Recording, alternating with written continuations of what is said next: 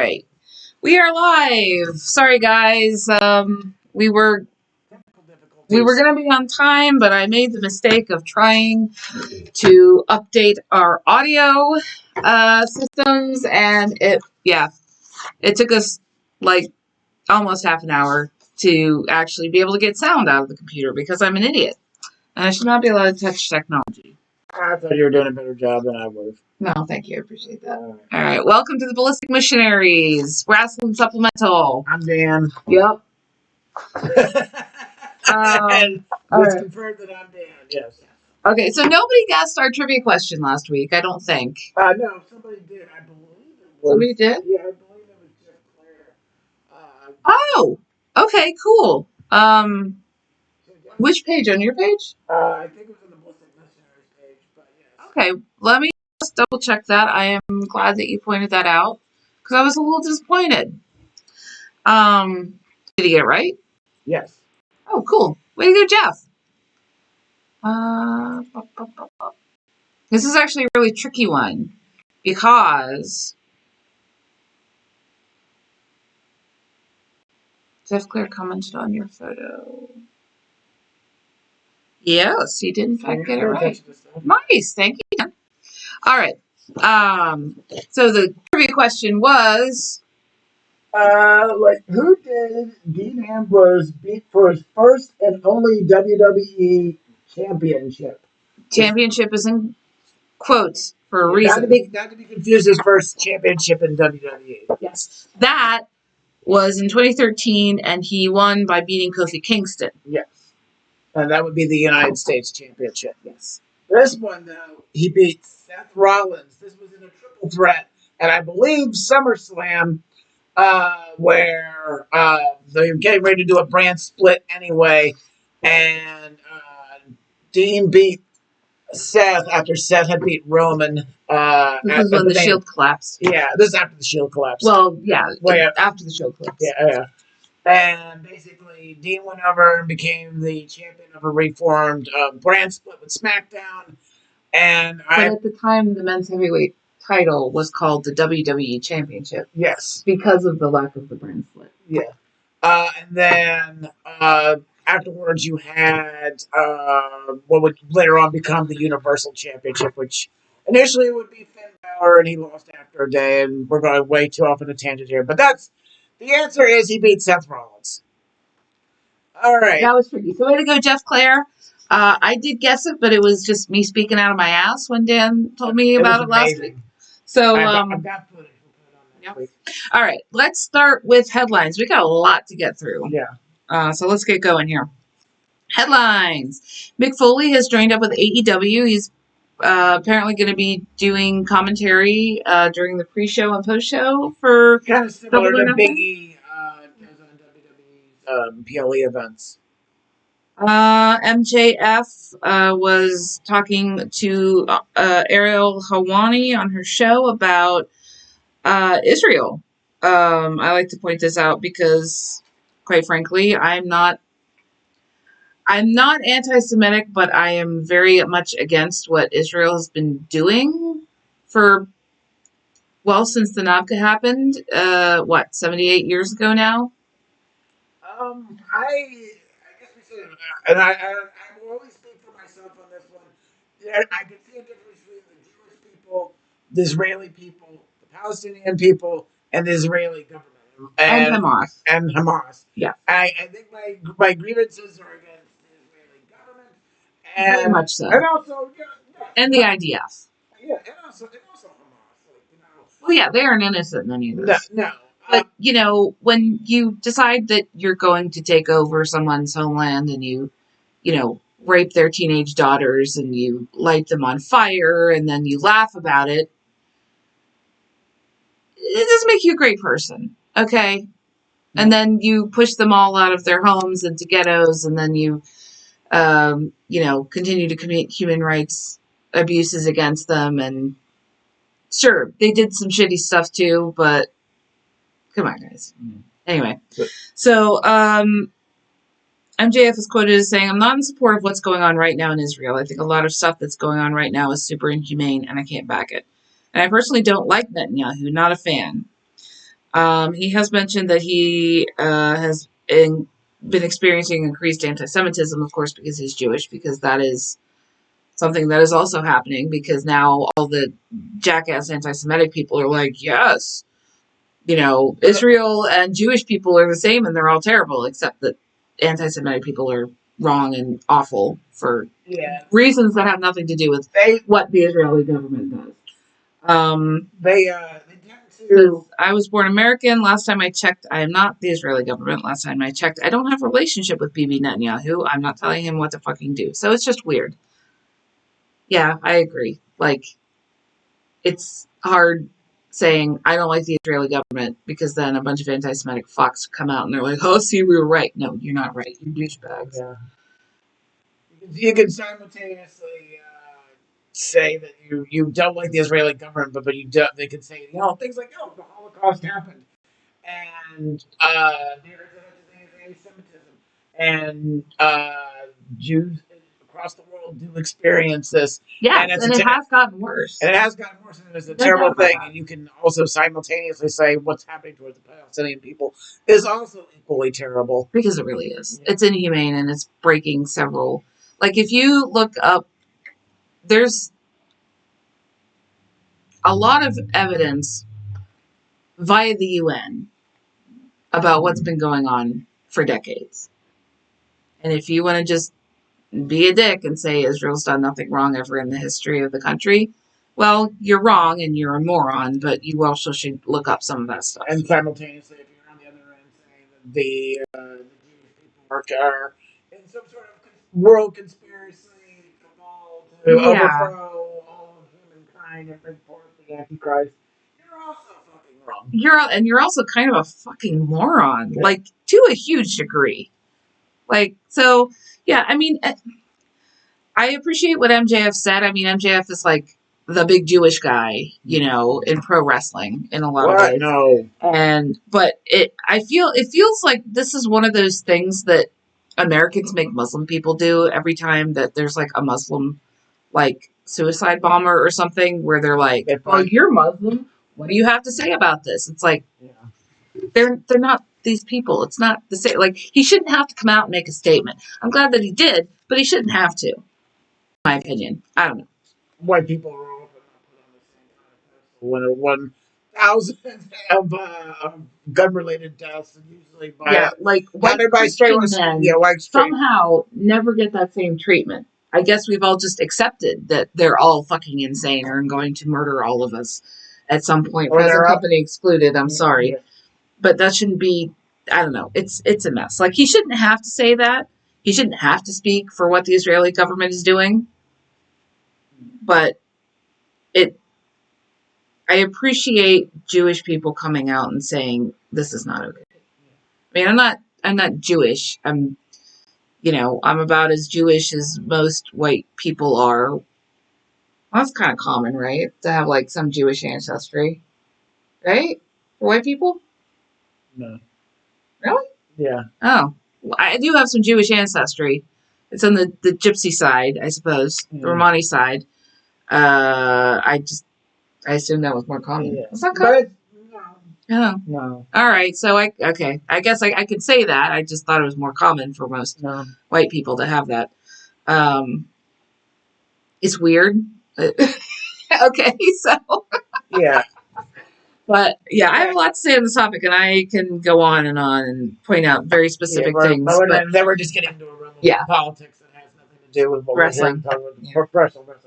But sure, we appreciate it. So I appreciate Jewish people coming out and saying, I am not a representative of this government, and I don't agree with what they say. And also, it's always important to say that anti-Semitism is bullshit. Yeah. And the two are not the same thing, okay? Anyway, all right. Jim Cornette had a lot to say about Powerhouse Hobbs / Royce Keys. Did I tell you about this? No. Oh, okay. On Jim Cornette's podcast, he is quoted as saying, this is a couple of different quotes that were all kind of smushed together. "I don't want to blister Hobbs. We've been fans of Hobbs. I think maybe Hobbs, I don't want to say he waited too long to leave. He was under contract. They were paying him. I think the time may have come and gone because how old did he say he was? Is he 38 years old? In AEW, for at least a while, they were giving him a spot sometimes on television, paying him because the other guys weren't. But that was a really important window from his early 30s to his late 30s, 6 years or whatever, where he just didn't learn dick. Because all he was doing was intermittent matches with a bunch of fucking indie guys. And maybe guys could give him advice or, here, try this or do that or whatever, but it's not an overall program. Not putting the Performance Center or NXT over as the perfect way to do it because it's not. They're making the best out of a bad situation, as we have said many times. So the point I'm trying to make is that I believe Hobbs sat around too long where he didn't learn anything, because in this match, I've seen auctioneers talk less than Gunter. He led him through everything, but at this point in his career, at his age, and with this many years in the business, even though not at a high level, Royce Hobbs, I don't know if he's doing that on purpose or if he's just senile, doesn't have the aggression. He doesn't have the confidence. He doesn't have the boom from his own point of view. He's being told things to do, and he's doing them, but he's walking fucking through it. He's not out there getting fucking over. So, yeah, Jim Cornette had a lot to... Where'd the other part of my headlines go? Oh, that's the second page. Crap, that was important. Okay, I lost the second page of my headlines. Which was actually pretty important because it had a bunch more stuff I wanted to talk about. Did it not print out? I don't think it printed out. Okay. Well, I don't know if there's more to that, but what do you think about Jim Cornette's take on that? Not. How about this? It was abrasive and at points it felt a little bit out of line, but that's not out of character for Jim Cornette. But he's also not distinctly wrong about that either. You don't think so? No. There are definitely points I agree with him on that they. Not necessarily that big, because, let's be honest, you and I did not come into AEW through the entire career of Powerhouse Hobbs. That being said, we like for what I'm saying, the part where I'm saying he's being led, absolutely. It's the same bullshit that they put. What's his name? Who just got released not too long ago? Apollo Crews. It just feels like rehashed, reheated. Oh, no, I think he meant in the actual match with Gunter. Like Gunter was telling him what to do while they were. I must have missed that one. I didn't see that match. No, we didn't actually see that match. You're talking about when they're telling the interview and the sob story bullshit. Yeah, I'm doing with them. I mean that's kind of in there too. Yeah. They're walking him through it. I think that they're giving him a character, telling him exactly what to do, and saying, sure, I guess he's hitting the lines, but there's nothing there, and it's basically just playing. I see. Playing he's playing a character that he doesn't want to play, and it's not working. Yeah, I'm and it's trying to gather sympathy, but the problem is, I think we've heard this story dozens of times before, and there's nothing new with Royce Keys. And I think the fact that you're coming in as Royce Keys out of the Powerhouse. Yeah, that was a mistake, right off. And you're just I feel like this is rehashed Apollo Crews. Yeah. In terms of storyline and character. To be honest, though, about the matches, I mean, granted, we've only been watching AEW for a year and a half, but he did fight some squash matches. They do have people fighting squash matches sometimes on AEW, but in matches that I had seen him, I was never this guy doesn't know what he's doing, or I never thought that about Powerhouse Hobbs. I thought, okay, this guy's he's not Swerve Strickland, he's not Kenny Omega, but he's pretty good. He's a solid mid to high upper Carter guy, whatever you want to call him. I never thought to myself he has no idea what he's doing. He's no, I disagree with him on that point. I don't. That's where I disagree with Cornette. Just the idea that I don't think this is a fault of Royce. I feel this is a fault of writing and production. Yeah, I agree with you there. because he didn't even wrestle for like almost a month or so when he got to the company. It was just these constant snippets of like, I lived in a place with a bunch of like gang wars and shit like that, and that's not cool. I'm not trying to downplay it. Yeah, like I Those lived are in. terrible things, but It's the way it's being presented is generic. it is Extremely generic. Like it's just like the name. Really. This has been done exactly note for note, beat for beat. Also feels a little racist. Yeah, it basically like, oh, this is a black guy. You know, he's tough. He's grew up in the from the streets. Like, okay, that's fine, but like, you know, it's not. It's not trying to downplay it, but it's like. But it feels like it's everything I say that's wrong with Lola Vice. It's like whenever I say she's like some old white guy's fetishy version of like a Cubano Florida girl, you know, young woman. Like it feels very inauthentic, like he's a caricature in a way. Yeah. Like it's like. I'm not saying wrestling isn't full of those things. It absolutely is, but like. Yeah, authenticity is good too. Yeah. You know, I don't know. I think Cornette's being a little hard on him for the wrestling, but for the character work, I agree with you that it does feel like it's just WWE creative being. Cornette's not completely wrong, but he's not completely wrong. But he's not completely right. No. All right, and then the last headline we have to talk about is pretty big. So, Ludwig Kaiser got arrested this week. And the reporting has been kind of.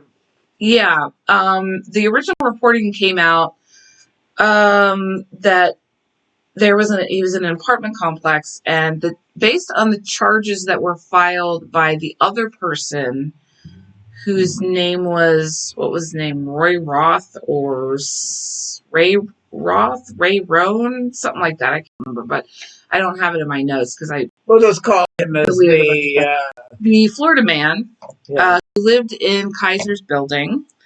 According to his side of things, Kaiser and a woman who works.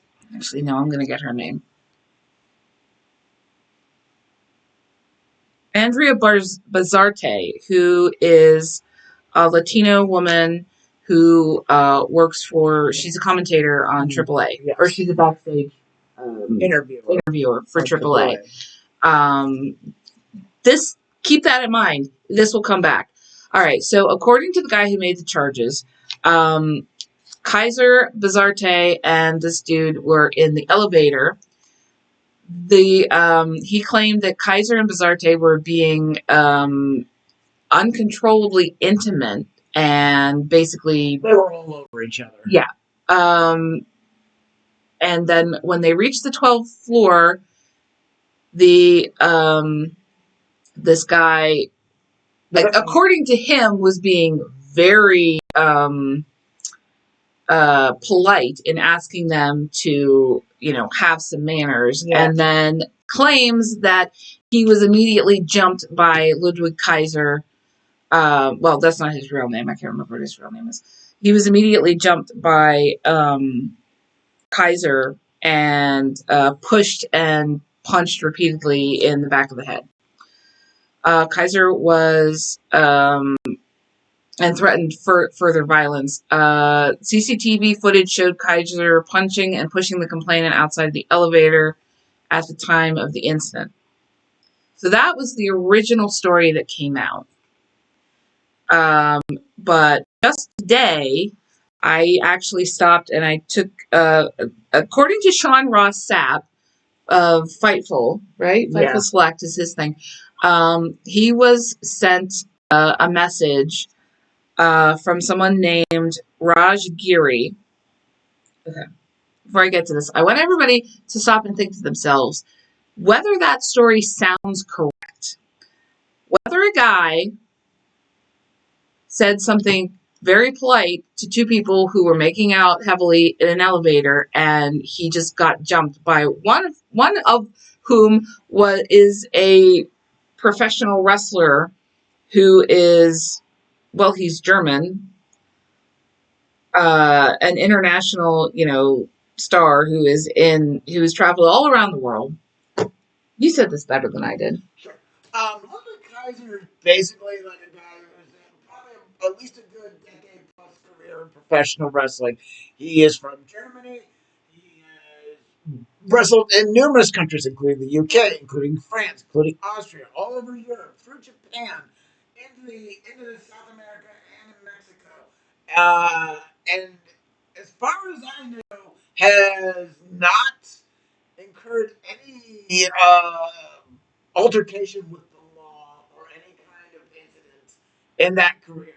This is a guy that is in the United States right now, wrestling for one of the top two organizations, and is one of their biggest stars in their AAA brand, and goes back and forth between the United States and Mexico. This man is well aware of how easy right now it is, especially in this current political climate, to one little thing to wind up getting his visa, his work visa revoked, and is with another person who probably, is also probably pretty well aware of this in terms of the woman that he was with. Who is Latina, who is a Spanish speaker, who is already under a huge amount of pressure for those two. That again, keep that in mind. That'll come in. All right. So Sean Ross Sapp posted a guy named Raj Giri had made a public statement about this, saying that Bazarte and Kaiser were being affectionate but not over the top in the elevator. And the guy whose last name is Reap, his first name starts with an R. I think it's Roy or something like that. He allegedly didn't say anything in the elevator, but once he got out on the 12th floor, he allegedly said something to Kaiser to the effect of, "You need to show some fucking respect before I call ICE on that bitch." Kaiser got out of the elevator, and they had a scuffle. He says no punches were thrown.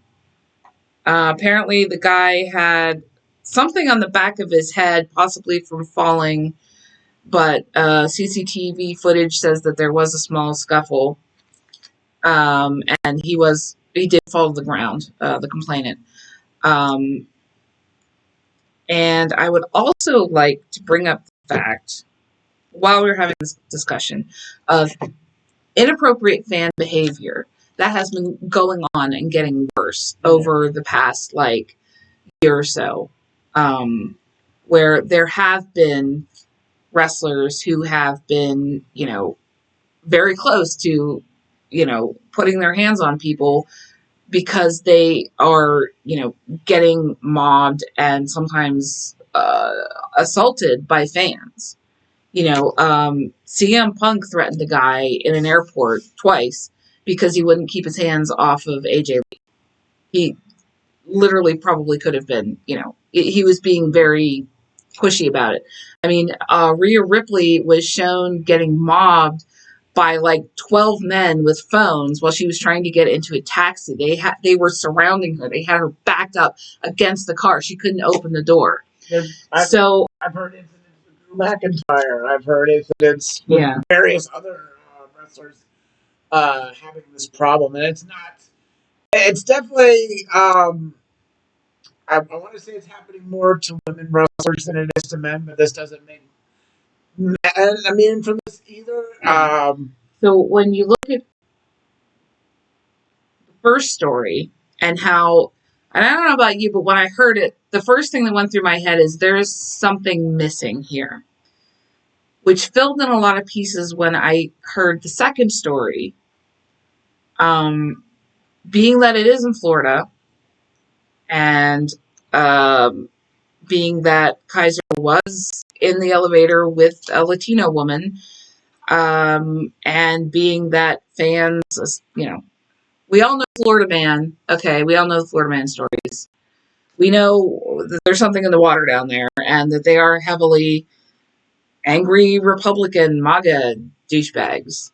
I'm not gonna, split hairs here. I don't know about, not all of them. I don't know about the rest of you, but when I heard the second story, it was like, that makes more sense, especially in light of the fact that wrestlers have been put into questionable situations. And threatening to call ICE on someone, like, you're basically saying, I'm going to sic the American government on you, and they will remove all of your rights, whether you're a citizen or not. They might murder you. They might rape you multiple times in custody, or just let you die of something preventable. Deport you to a prison. Or deport you to a torture prison in a country that you're not from. Yeah. These are all things that have been happening to Latino people in this country. So when someone says, I'm going to call ICE on that fucking bitch, yeah, I hope they get punched in the fucking face. Okay? I don't feel bad for this guy in the slightest. I'm gonna. I'm gonna say this. I will reserve judgment until certain things pop to light, until we know more. Because the first report, it almost felt like either AI or if it wasn't AI, very lazy reporting. It was very badly written. Yeah. And it had a lot of questions. Yeah. That I was left with. The second one does seem more realistic in light of, like, again, if I were to go with the record of one person versus the other, I don't know, like, this doesn't make sense. If guys would just suddenly go off the rails, and punch some guy in the face or whatever. It makes a lot more sense when someone says, "Show me respect, or I'm going to call ICE on that fucking bitch." Yeah, I would have punched the guy too. Yeah, I would have. I don't feel bad about it. I wouldn't have felt bad about it if I punched the guy. The cops are gonna come to the house now. Yeah. But yeah, so that's a lot. And it's for the best that you're holding off judgment one way or the other, but that's the mature thing to do. Yeah. I'm gonna hold off until I see stuff in a court or like we see the video footage. But here's the thing about the CCTV thing. There's no audio to it, so it doesn't tell the whole story. Yeah, so it's just going to show what happened, and it's not going to say anything about who was said to what. So it's going to be essentially Ludwig Kaiser's word versus this other guy's word. Well, Ludwig Kaiser and the lady that he was with versus that guy. Yeah. And I haven't heard any statements or seen any statements from her about this. Yes, I'm. If I were going by reputation, and the service level elements, I would say it was more Ludwig Kaiser's appears to probably be the more. What's the word that Stephen Colbert uses? So, the optics look more towards him, but we shall see as time progresses. Yeah, that's a lot, though. It's a lot. So, let's get to the week of wrestling. Yes. Or do you want to start with we're talking about Saturday night's main event? We'll end that with Saturday night's main event. Okay. SmackDown last week was in Trick Williams' hometown of Columbia, South Carolina. There was a nice little welcome home promo. Miz and Kit Wilson came out to interrupt. There was a really pathetic poetry off between Little Yachty and Kit. I believe it's Lyle Yachty. Yes, it was Lyle Yachty. My favorite country singer. And it was sad. It was like 2 minutes, and they each had like one line of poetry. Yeah. It was really dumb. They're not even trying now. All right. Then there was a U.S. title match between Trick and The Miz. Trick retained. Tag title match. Brie and Paige, who are called the... Here, I have it written down. Scream Mode. Which is idiotic. Yeah. I guess they hired whoever's naming women's tag teams in AEW for that one. Yeah, guys, no. One bad thing about AEW, they're bad at naming their tag teams. Don't go down that road. I'm going to call them the half-bins, as in half of them are has-beens. Versus Julia and Kiana, the half-bins. I'm going to write that down, actually. It's funny.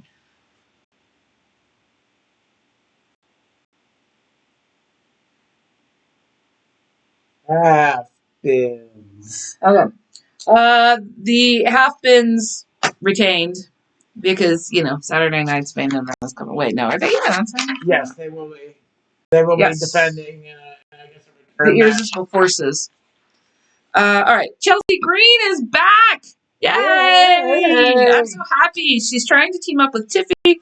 I can't imagine that she's going to be wrestling again for a bit, but she's back, so that's good. Contract signing. Cody Rhodes versus Gunter. It was weird because Cody Rhodes came out and he had to set up all of the furniture himself. Like, none of it was in the ring, so it took like 10 minutes of him just grabbing stuff from under the ring and setting up like tables and chairs. Where were these guys? Like, it was bizarre. Was there some element of storytelling I was missing, or just? I don't know. I missed it too if it was there. I don't think it was there. I think somebody just messed up on the crew. Somebody in the crew got fired. Gunter didn't actually get into the ring. He came out and just yelled at him, and then Royce Keys showed up. Oh, they yelled at each other about signing the contract. Royce Keys showed up. He and Gunter yelled at each other, and then he went into the ring and grabbed the pen because he was gonna, like, if you're not gonna take it, I'm gonna take it. Which, yeah, fair. He grabbed the pen. Gunter came in. They fought over the pen. Nick Aldis came in and decided it was going to be Royce versus Gunter for the contract. Yes. It took so fucking long. It took like 5 to 10 minutes just for Cody to get all of the furniture set up. Yeah. And the commentary was like, oh, Cody's grabbing this. Oh, Cody's grabbing this. Yes, we know Cody's grabbing this. We can watch it. Where's the crew? That's what I do every time I go to a show. I don't have a commentary crew coming in and saying, like, oh my God, he's shooting up his banner and his box. Oh my God, what's he going to do next? I think he's going to go and get his portfolios by going to tingling. Thank you, Wade. Thank you. All right. Backstage, Shinsuke tried to talk to... Is it Tama Tonga or Tonga Loa? Which one? Tama Tonga. Okay. Tonga Loa's gone. Yeah. Tama Tonga, but he got thrown through a table by Tama Tonga. So there's... Meh. I don't know. It's a thing, I guess. Shinsuke, I guess, saw the job. That's the bad line there. Yeah. Shinsuke and Tama Tonga have a job. Carmelo is back. Yay. Melo versus Ricky Saints. No. I have in here, Saints really didn't look that great, honestly. Not just because I don't like him. I don't like him. He really didn't look very good. And Melo was not putting him over. No. Which, you know what? Good for you, Melo, because he's not that good of a wrestler. Saints, or Melo won over Saints. Norfest. Yeah, it wasn't great. It's hilarious because when Melo was U.S. champion, people left and right were coming on there and that. Between him and Dragunov, there were barn burner matches like every week for the U.S. title. And now that Melo's back, and like the Ricky Saints is now 2 weeks in, like I find it hilarious that everybody that has debuted from NXT from this club post WrestleMania, the one guy that has failed miserably so far is Ricky Saints. I sit there and kind of wonder where he's going to be in 6 months to a year. Buried.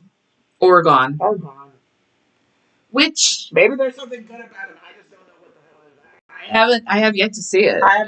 Maybe if I go watch the AEW stuff, then like, oh, this is what's brilliant with him. WWE is the one that's got the ball, but so far, he just seems like Team Rock. Like that's all I'm really getting. Like, there's nothing there. Yeah. He's the version of the Rock that with the weird name that you get from like Dollar General, but somebody already opened it and realized it wasn't a rock, so the kid threw it out the window on the way home, and the car ran over it and got it kind of smushed, and now it's laying in a puddle. That's Ricky Saints. What do you mean? No. Okay, sorry. He's not the most terrible wrestler in the world. He's really not. He's not the worst talker in the world. He's just there's nothing there for me to like be excited about. Like yeah, his matches are like promos are fine. I don't get it. I don't know why. I get why because he's friends with Cody and Cody. That's why. But I don't. Yeah. I don't see it. His famous is cool. Yeah, It is. That's the most endearing thing about him. But yeah, but Mello looked good. Mello looked good, and Mello's back. I feel this is just for him and Trick Williams to. Yeah, I think it's either going to be Money in the Bank or SummerSlam. You're going to have those two bumping heads again. All right. There's a lot of backstage segments on which what? Okay. R-Truth is trying to make the Judgment Day 2000 remake the Judgment Day, and he's trying to get people to recruited for Judgment Day 2000, including Royce Keys. Because he still thinks it's 1999. Yeah. Danhausen had a cool segment that was he's Frankensteining things in his lab. It was actually a neat little segment that they did. Priest versus Tama Tonga. Priest won.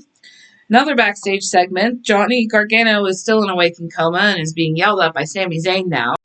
Sami Zayn was ranting about how skill was supposed to count for something once upon a time, but the business is changing. Boy, did he say a mouthful about WWE and TKO. I find it funny there's all these basically, just spent a bunch of time talking about Ricky Saints.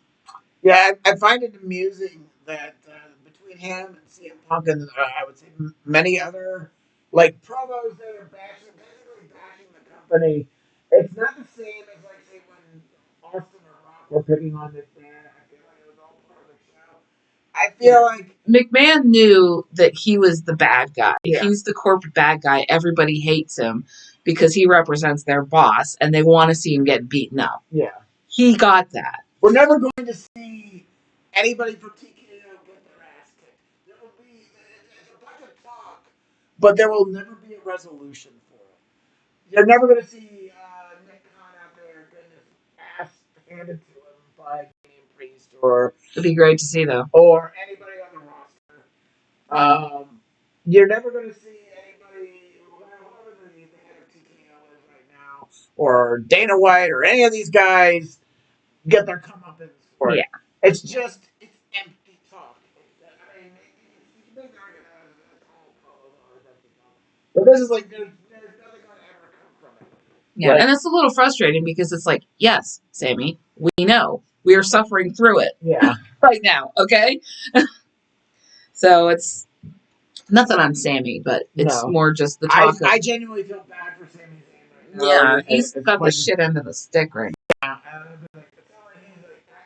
get that he's some people see he's had too many opportunities at the time, and they've never really pulled the trigger on him. So get him on at this point, if he gets a title run, it's going to be a lot of go away heat at this point. Yeah, Sammy used to be the most over person, and he is not anymore. And people are being really mean to him. They need to let him maybe take a vacation for a little bit and come back and actually give him a real push. I feel for all the people that are getting all these malappropriated opportunities, there are people way further ahead. Logan Paul, Jelly Roll, Roman Reigns, CM Punk, Cody Rhodes. People constantly getting pushed up to the top. Sami Zayn is the one that least deserves my ire. Yeah. And I guess also people, I see a little bit of the idea that people are kind of bored because they feel like, well, he's never going to get the title run, so at least have him go off and do something else now. It does feel like that. It feels like they're like, why are we watching this? They're not going to let him get this. I don't. So move on. I don't feel like being invested on him for the 20th time, and he gets super close, and they yank it away from him. Mm-hmm. So I understand that frustration as a wrestling fan or somebody who's watching the quote unquote product or watching the story unfold. Yeah, I get that, but I'm not going to sit there and shit on Sami Zayn for that because he's the one that has to fucking carry the ball, no matter what. Yeah, and there's so many other people who putting the ball in his hand. It's like, here, you're going to do it, and you're going to drop it right here. But I don't want to drop it. I'm sure he's saying, I don't want to drop it. I want to go to the finish line. Mm-hmm. Well, no, you're going to drop it at the 1 yard mark. You're going to get them so riled up that you're going to do it, and then you're going to drop it, and they're gonna get frustrated again. But don't worry, next time, we'll get you down. Well, they're gonna keep. How about a tag team champion? Like, I've had the tag champion. Well, how about me? I've had all these other titles. I have not been the top guy. I get that frustration, but I feel that fans, uh, I guess again, in lack of a better word, the marks, uh, are being focused on Sami Zayn is ill. I don't say ill considered. I guess misdirected. Misdirected is the Yeah, word that I'm looking that's for. a good word. Yes. All right. Jade Cargill is back. Freaking whoop-de-doo, whatever the hell. It was a match, Flair and Bliss versus Michin and B-Fab. So 3 good wrestlers in there at least. The audience was completely dead, but started wooing when Charlotte tagged in. Woke them up a little bit. Unsurprising DQ because of Jade. And then the last match was Gunter versus Royce Keys. We did not, in fact, watch this because we went to bed because we were fucking tired because these episodes take 3 damn hours and there's a bunch of filler in them. Yeah. So Gunter versus Royce Keys. Gunter won. Gunter gets the contract. Well, SmackDown and Raws, especially after WrestleMania, feel like a meatloaf that is mostly breadcrumbs. Yes, it does. But like a meatloaf that is like too big that you still have to eat, even if you're super full. Yeah. Or in our case, tired. Yeah. That doesn't really work with the analogy though. It was a good try. Hey, thank you. Yeah. All right, Raw on Monday. Pierce and Roman Reigns were waiting for Fatu in the garage, but somehow he gave them the slip and ended up in the ring. Yes, thank you. Yes. He called out Roman Reigns, and the Usos came out instead. They got into a fight. Roman Reigns came out. They broke into a fight. All 3 took out Fatu, and they left the ring, handing the reins over to Adam Pearce. Fatu declared tribal combat, which means exactly nothing, but Roman Reigns takes my blood. Latina! No. Sorry. No, you're not Latina. I am Latina. He's actually Latina, so don't yell at him. I'm Latina. Finn Balor versus JD Chupa Chups. JD McDonough. Okay. Yeah, I have told you this on our episodes like 3 times now. Right. Chupa Chups, lollipops. He's got a big head and a skinny little body. Where's Chupa Chups come from? It's a brand of lollipops. I think they're Mexican. You made it up. I did not make it up. And you're racist. Help me out here, YouTube. I'm gonna go to the store and I'm gonna buy some Chupa Chups and I'm gonna throw them at you. Okay. Just one at a time. Just when you're not looking. Just lollipop. Like blot out dum dums. They are literally. They're like really good. They're not like dum dums. They're really good. Look, I'm gonna pull it up on my computer. No, I'm not, because my computer's going really slow. Oh, I'm gonna crash it. Anyway, all right. So we literally had to sit through 20 minutes of OG Bloodline bullshit. Yes, it was in fact 20 minutes, but the first actual match on the card, and we missed the beginning because of a commercial. Fucking unreal. Then later there was a second commercial break during the match. Anyway, this is a really good match. Dominic showed up, of course, to cause chaos, but it was legal. This time, Finn bounced a trash can off of Dom's head, then stuck it on top of JD and drop kicked him. That was great. Then got his whole head in the trash can. Yes, that was amazing. Then gave a coup de grace to the trash can and pinned JD. It's a good match. Well, it was a little annoying because of the 20 minutes of Bloodline bullshit, but Seth called out Braun Breaker for a match. Sol Ruka called out Becky Lynch, and they have a title match. But no, they don't have a title match for Saturday Night Slam. They did have a title match, and then so at some point this week, somebody decided that they weren't going to. The title was not going to be online. Questions as to why that was, but it disappeared from the pictures. So, Trio's Tornado match: El Grande Latte's gang versus Grande Germanico's gang. It was sort of a pop for the Mask vs. Mask match at the Noches de los Grandes on May 30th. Next week, which is looking pretty good. I can't wait to see that. But the Grande Germanicos game won. The Whataburger mascot is here with DoorDash for the Alpha Academy. That was pointless. You have to be fucking kidding me, guys. Seriously. That was a backstage segment on Raw.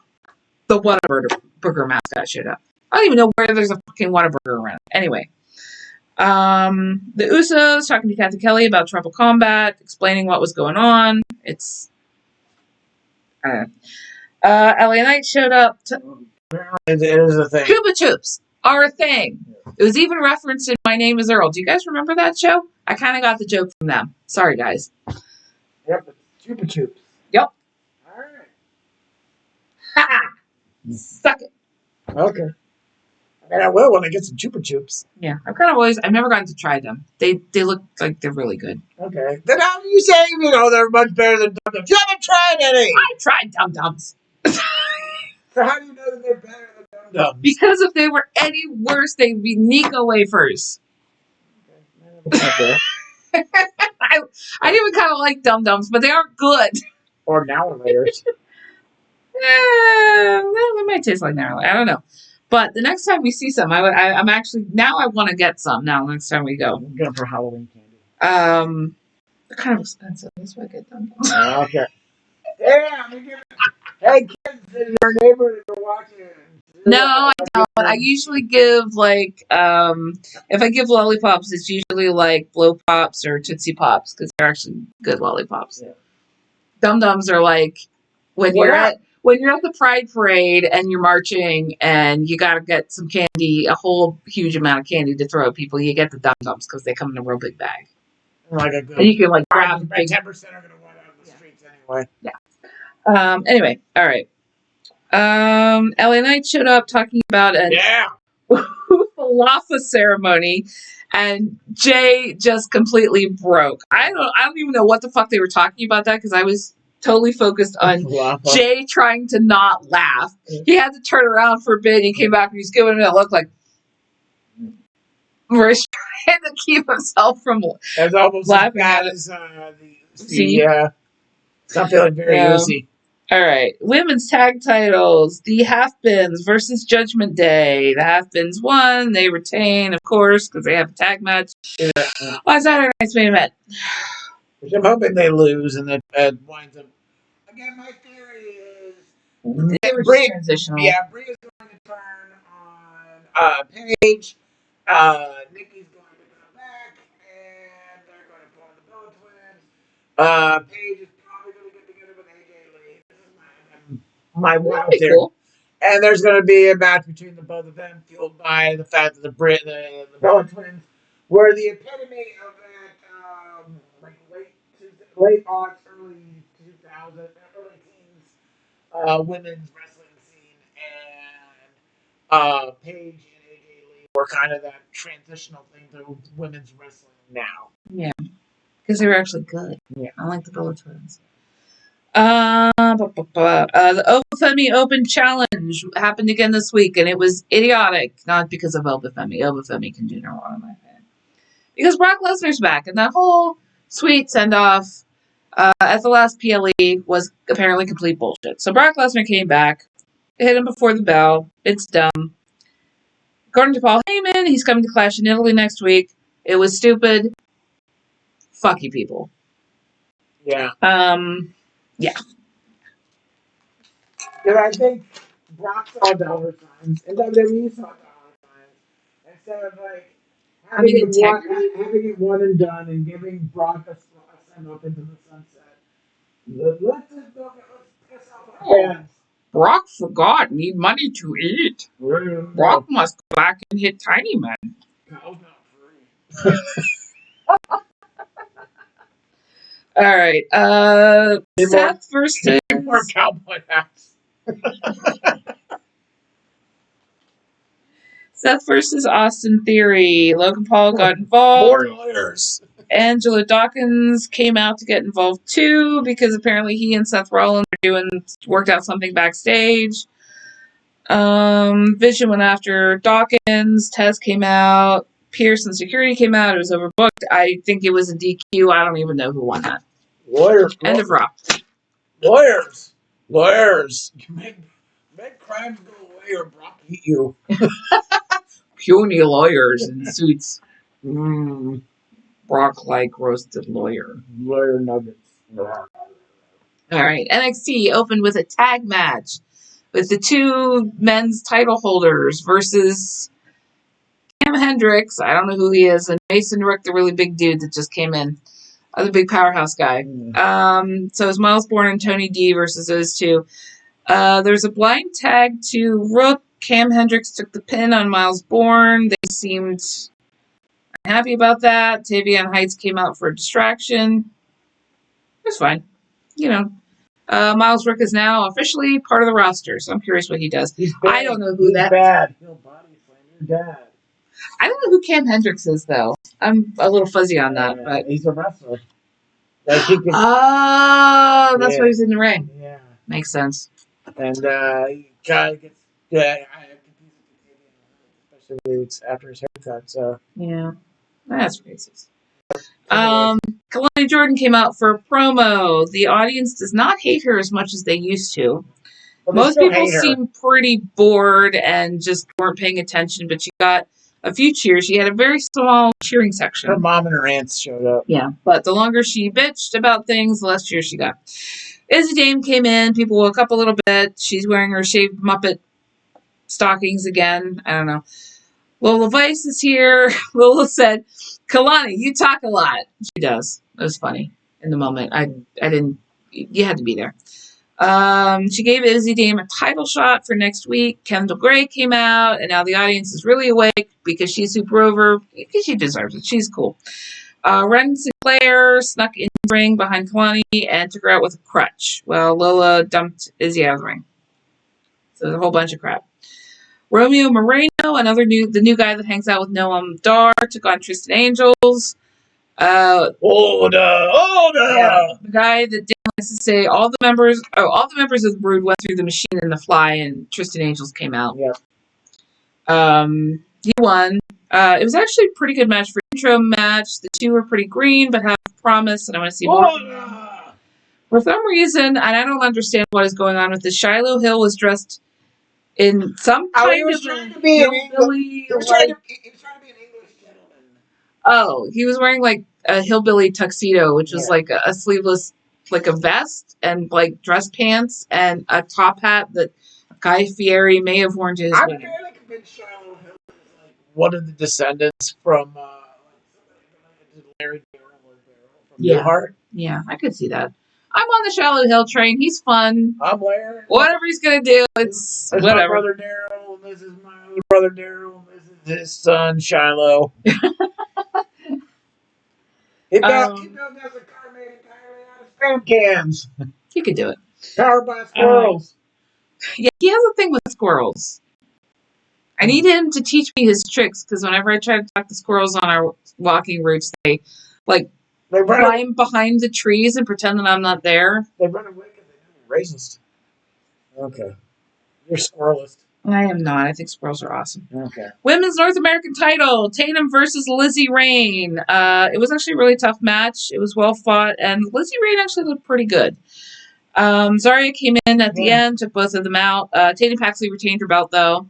Lizzie Rain is showing some potential. Sarah Sherman's sister's doing really well for herself. Yeah, she is. Keanu Carver versus Tate Wilder. I don't know who he is. He's a new guy. Keanu Carver came out. I don't care because Keanu Carver is boring. Dark State versus the Hypno Collective, and their buddy Micah is still there. I love.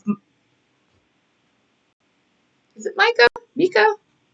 Mika who? The tall chick that's hanging out with the Hypno Collective? I thought it was Mika. Okay. Yeah, she's still there. She's still hanging out with them. She's adorable, and I want to see more from her. The Hypno Collective won that against Dark State. That was actually a pretty tough match. They weren't sleeping on each other. They were they both sides looked really good in that.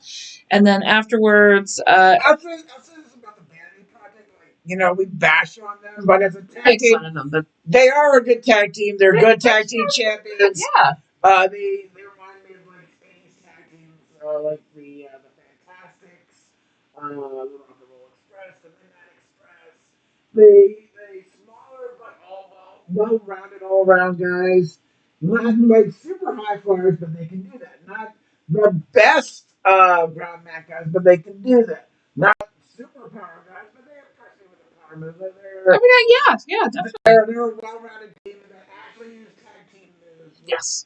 Which that is always a plus with me. And I hate throwing together tag teams. Basically, it's one guy going and he tags into another guy, does his own moveset, and it's like tag team wrestling is an art, man. You gotta when you work together, it's beautifully it's beautifully done wrestling.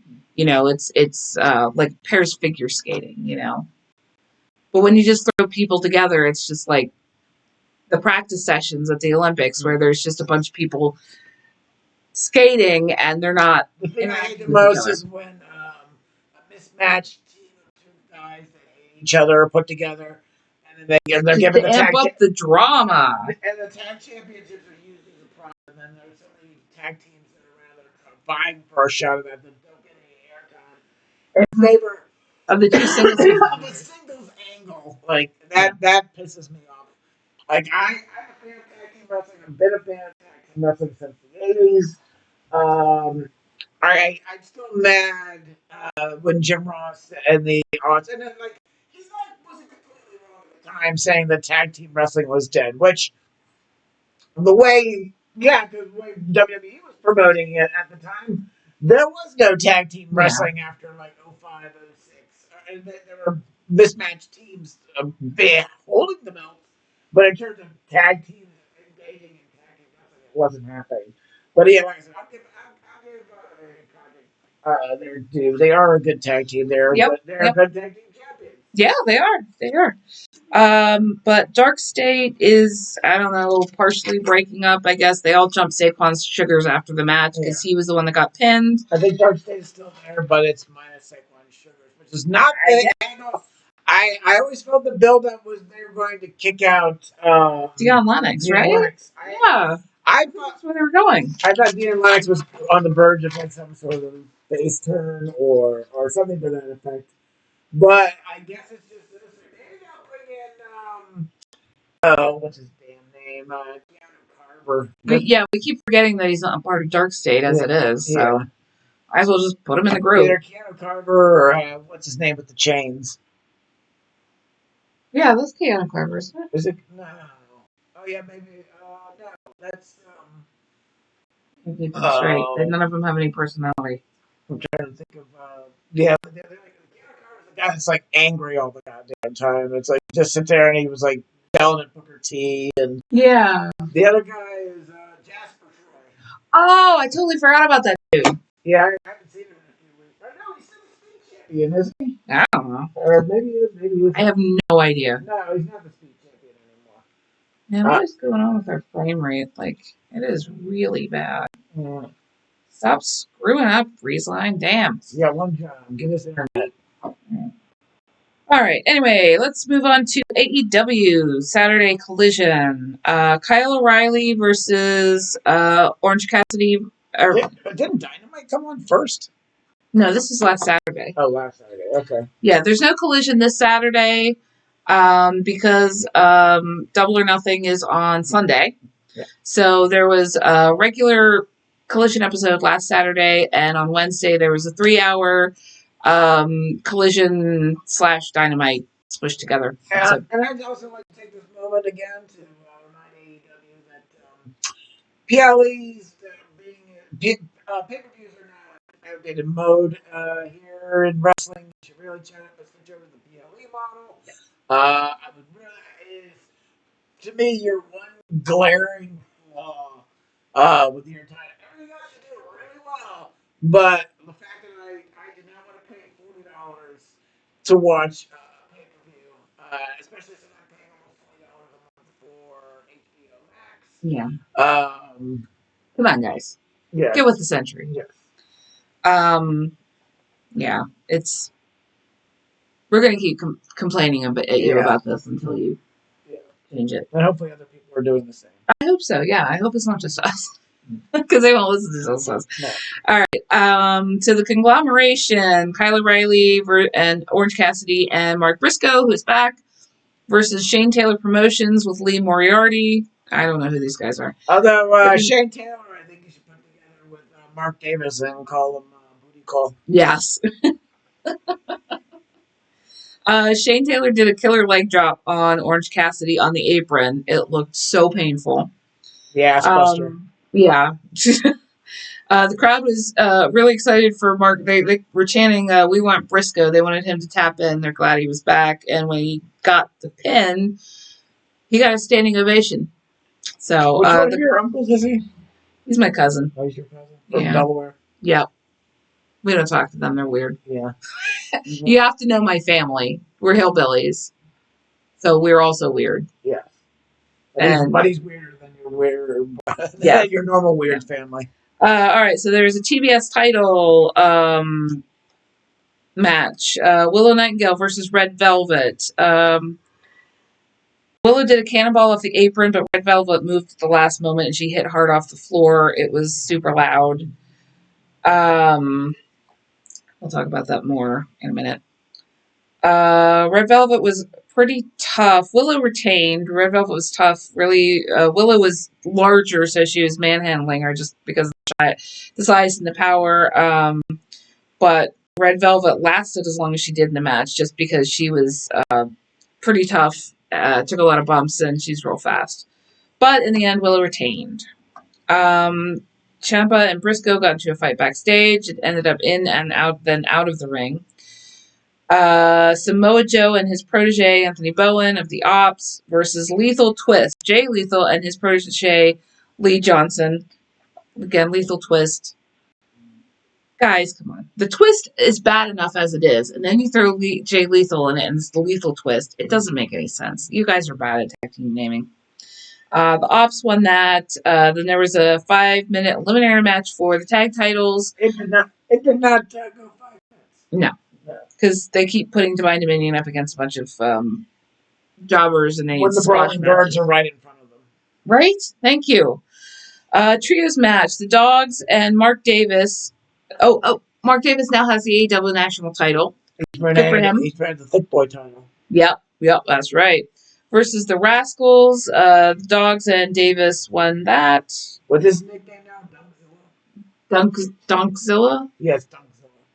Yeah, which I named him Thick Boy a while ago. So you guys need to be like paying me for this shit. Yeah. I've been talking about his ass for like 6 months now. So come on, guys. Starting to get a little jealous. Oh, you're always so much better. You're my favorite. Yeah. Oh. All right. AEW men's title: Darby Allin versus Sammy Guevara. Allin retained. It was fine. Like Sammy Guevara is Collision last Saturday was fine, but it was okay. It was a good match. But on Wednesday, oh my God, Wednesday's episode was so good. It was one of the best things I've seen. One of the best wrestling shows I've seen on TV in years. It was so fucking good. I thought the Blood and Guts was still better. I thought it was still really good. Oh, I keep forgetting that was an episode, wasn't it? Okay. Yeah, it's the best wrestling episode since Blood and Guts. Yeah. All right. Started off with trios match: the Young Bucks and Jericho versus Thick Boy, Andrade, and Ricochet. You called the Callous team of Andrade and Davis thick and spicy. I want that to be a thing now. I'm going to refer to them as that. Thick and spicy. Thick and spicy. Fit Finley. No, not Fit Finley. Who's Finley that's on? Oh, Finley. What? Fit Finley's son. Finley Jr. Yeah, whoever he is on. The one that's on AEW and not the one that's David on. Finley. Is it David Finley? Or are you just being funny? No, it's David Finley. Okay, David Finley from the Dogs threw a wrench into the works and helped the Callis family win. Jack Perry came out to help, but got hit in the throat with a chair. And then the Hurt Syndicate came out to help. They hurt people, I hear. I heard that too, yes. No DQ, anything goes street fight between Tommaso Ciampa and Mark Briscoe. This was the first of the Hell of a matches. There was a second of a Hell of a match later on. And then there was a third of a Hell of a match. It was a short of a Hell of a match, but Okay, so all of the things that were brought in to be fought with: tables and mops, a cheese grater on Mark Briscoe's face. It was a plush chicken, not a rubber chicken. Was it a plush chicken? It was I thought it was a rubber chicken. It was a plush chicken. Oh, a chicken. A fire extinguisher, aluminum trash can and lid, a rat trap that caught Ciampa when he was digging in to find stuff, barbed wire staple gun to a table. The staple gun that was Ciampa took to Mark Briscoe's head with a bunch of commentary notes that was literally stuck to his head like a little paper hat for about 5 minutes. Amazing. He's still buying Christmas in England. Yep. A knee pad with spikes on it that thankfully that Ciampa put on, and said thankfully Briscoe did a drop toe hold, throwing him into a ladder head first, so that did not go into Mark Briscoe's head. Briscoe took a screwdriver to Ciampa's head. There were 2 chairs back to back that Ciampa got thrown back first on. It was a hell of a fucking match. It was brutal as hell, man. It was a bloodbath. I'm not talking figuratively, but there was lots of blood. Yes, they were both bleeding quite a bit. I felt like that should have been the last match because everybody else has to wrestle in that. Yeah, that's gross. Briscoe won that amazingly. There was an accidental match for the Owen Hart tournament preview: Swerve versus Bandito, to promote their match Double or Nothing. Bandito jumped out at Swerve while he was doing a promo, but the odds were evened when Prince Nana tried to hit Bandito with a chair and Swerve got to jump on him. It wasn't really like an actual match. They were just kind of tussling. Willow Nightingale, like I said, we would get back to Willow Nightingale, announced that she hurt her shoulder in the match on Saturday with Red Velvet, which I'm pretty sure was the moment where Red Velvet moved and she very loudly ended up on the floor.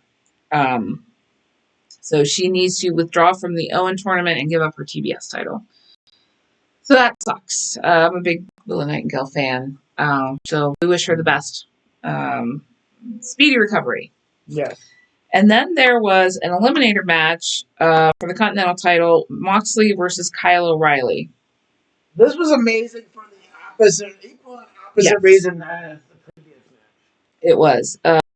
It was a beautifully technical match and an excellent in-ring storytelling. The audience was even really into it, which is nice because if it was a WWE audience, they would have been just completely bored. Yeah.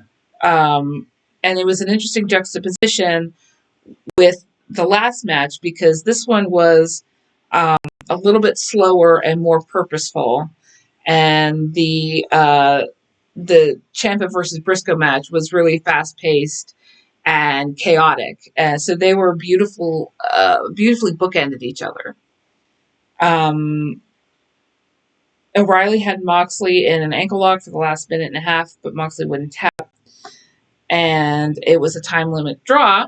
So since O'Reilly went the entire 20 minutes, he still has a shot at the Continental title at a rematch. But it's for no time limit. It was a beautiful match. It was excellent. Just perfect. Just like I no notes. I can't think of anything that would have made that match better. It was just so good and so just well paced between like grappling, slapping, strikes. Yeah, strikes. It just. I don't even know what to say about it. It was beautiful. I think, as you said, you never really watched the Kyle O'Reilly match. No. So it's always him in tag situations. I never saw him, wrestle like this. I am really impressed with Kyle O'Reilly here. He's so good. I had no idea. And he just, I knew how good John Moxley was. I've seen a bunch of matches with him.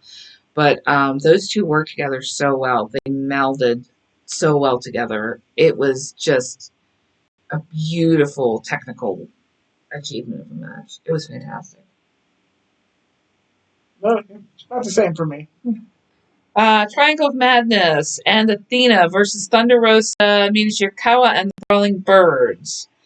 It was a really excellent match. It was really good. It was a little shorter than I thought it was going to be because Julia Hart missed at Thunder Rosa and Tekla pinned her. but it was still really excellent. All right. Then the world title match, Darby Allin versus Speedball. Before they got started, MJF came out to interrupt and went to commentary, but did interfere during a pin attempt. MJF stuck Speedball's foot on the rope. Kevin Knight came out and got in his face about it. It was a brutal-ass match, including a heavily locked-in Scorpion Deathlock at the end. Allin retained the belt. And he and MJF are doing the hair match at Double or Nothing on Sunday, right? Yeah, I heard some interview with MJF. Again, it might have been the same interview you were hearing earlier. Basically, he was playing McMahon for the hair match being put as being sold as a comedic thing. Because if you go back, he says if you go back to the territory days, hair matches were more of a serious item, a brutal serious item. Again, this is according to MJF. He's kind of a scholar of the biz, so I'm willing to take his take on the whole situation as maybe having a valid point. I've watched some territory stuff with hair versus hair, but I mean, I guess I get you see it from the point. Like, I want to say the first hair versus hair in WWE that took my attention was like Piper and Adonis. So I guess like, and then Brutus Beefcake basically making that his whole shtick and get in a very comedic way. Yeah. So maybe it is. That would be interesting to learn more about. Yeah. Yeah. All right. Ospreay, who is still in training with the Death Riders, versus Katsuyori Shibata. Anthony Bowens came out to possibly intercede, but the Death Riders were kind of standing behind the barrier, and Marina Shafir jumped over to get in his face and keep him in line. He was smart enough not to test her. She's a big Maskcaster fan.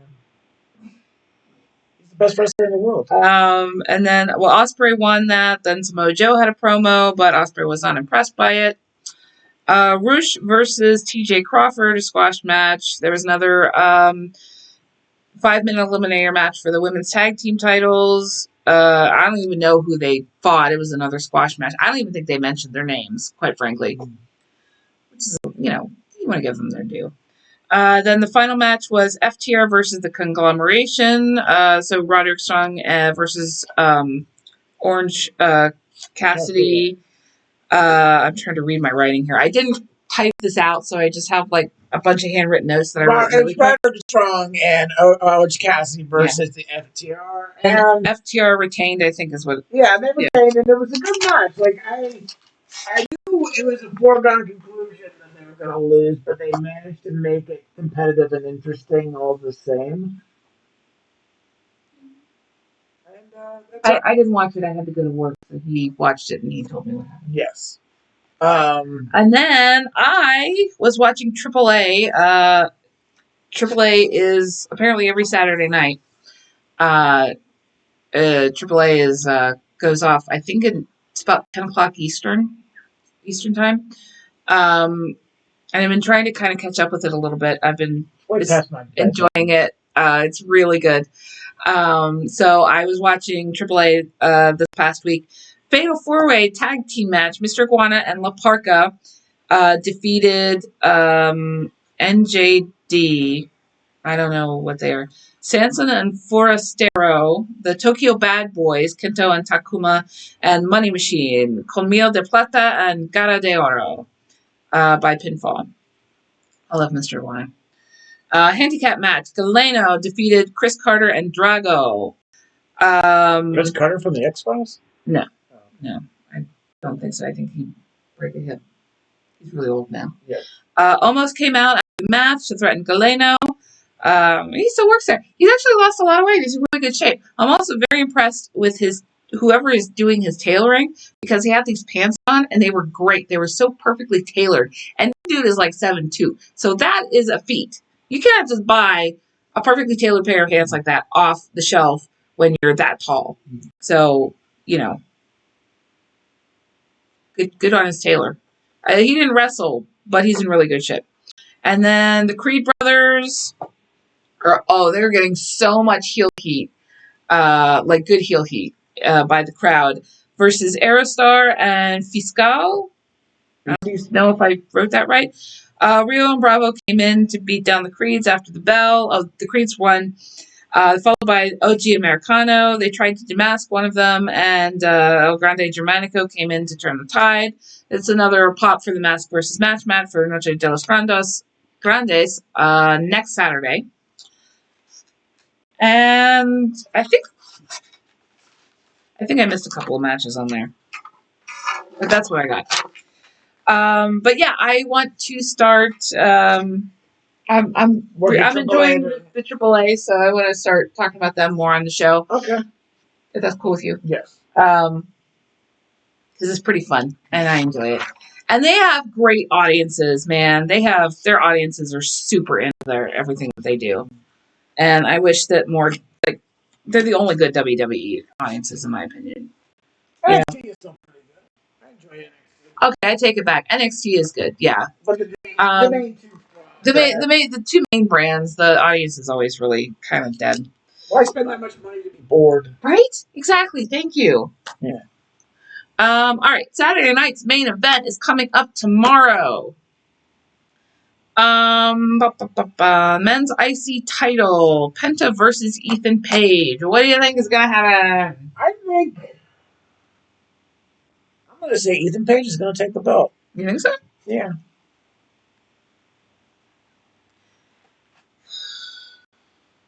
I don't know. Penta hasn't really been booked strong. I honestly have no idea on this one. I'm gonna give it to Penta just to be a contrarian. All right, men's tag titles: Logan Paul and Austin Theory, the Vision versus the Street Profits. I think it's going to go to the Street Profits. I'm gonna say the Vision. Yeah, okay. You're just going to stay with them. Yeah. I think they're going to give it to the Street Profits, but I think they're going to be leading up to possibly Clash in Italy, like a trios between like the Vision. Yeah. Now that Braun Breaker's back, and Street Profits and Seth. Yeah. But I think they might. I don't know. All right, women's trios match. No title on the line, obviously. Rhea, Charlotte, and Alexis versus Jade, B-Fab, and Michin. I'm going to go with Char Bliss. Yes, make that one too. I'll make it 2. I'm writing down RCA, so I know that when I go to do this next week, I'm probably going to be like, what the fuck is RCA? Wait, you're not going to be here next week. No. We're going to talk about Clash in Italy. Oh. Boo. Boo. Do we really care that much about Clash in Italy? Do we know any matches for Clash in Italy? No idea. I don't know. They're talking about Cody and Gunther. That's about all I know. Yeah, Cody and Gunther. Yeah, it's like they're already talking about SummerSlam, but there's Saturday night's main event and Clash in Italy. And up until like last week, I didn't even know Saturday night's main event was going on this Saturday, and it was only mentioned like once or twice. In Clash in Italy, they only started mentioning like SmackDown last week, I think. So they're not doing great on this. Anyway, women's tag match: Half-Bin versus the Irresistible Forces. I think it's going to go back to the Irresistible Forces personally. Same here. I think this is going to be the one that pushes the Half-Bins apart. Yeah. Before they go to Nikki and Brie. Yeah. Now, Nikki might not be wrestling. She's still a little bit up in the air medically. Yeah. But that doesn't mean that she might not still, like, you know, I don't know, come out or something. I'm not sure. Or that this might not be, like, a thing that happens, like, next week or something. Yeah. All right. So, Lynch versus Sol Ruca. Not for the title anymore, apparently. I think it's going to go to Ruca now that Lynch. It's not going to be on the line. I'm going to say it's Ruca. I think that's fair. I think you need to get that title off of Becky Lynch, and like at this point, I think. You think so? I think they brought it in Lynch as the champion to put that title over. But now that it's over, you need to have like your up and coming. This needs to be the up and coming. Sure, that's fair. Well, women's championship. It needs to be a workhorse title, and like you brought Sol Ruca in, like why not put that on her? I mean, if you're gonna put it on Maxine Dupree for a week, then don't be bad mouthing Maxine. Thank you. That's fine. But it was like a month. Was it a month? Yeah, it was a month. Oh, a week. Anyway, but yeah, no, I agree. Like, give it. Yeah, I think you're fair. I think you're fair on that point. And I feel like Becky Lynch is pushing 40 at this point. Her career is starting to wind down, and and like she could go for another one or two women's world championships at any point. Yeah. I feel like the IC title has been fully developed. Uh, start giving these other women that are on the roster a chance for at a singles championship. There's plenty of people there. There's on Raw right now, Roxanne Perez. There's Raquel Rodriguez. Either of them would be great as women's champions for either title. Yeah, frankly. Well, that's all. That's all I got on my notes. You got anything else you want to talk about other than trivia question for next week? No, I'm ready for the trivia question. Waha! Yes. Let me get it on camera. Who was the first recognized WWE WWF Women's World Tag Team Champions? You think you know the answer? Yes. Let us know. Leave us a comment. And we'll see you probably not next week, unfortunately, because Dan is going to be in Maryland. Yeah, I'll be in Maryland. I might also be in Maryland. Because his sister's coming up from Texas and his nephew, and it's going to be a family thing, and he has a show, and I'm going to try and also get to Texas, Maryland. I'm going to also try to get to Maryland to visit with everybody, but I don't know if I will, so at least one of us will not be here next Friday. Yes. So we'll see you. Are we going to be the week after that? Yes. We will be doing that. We'll see you in 2 weeks. Yes. We'll be doing Pittsburgh for Three Rivers, but that's a Saturday and Sunday. Yeah. All right. So we'll see you guys next time. Yay. Don't blow anything up.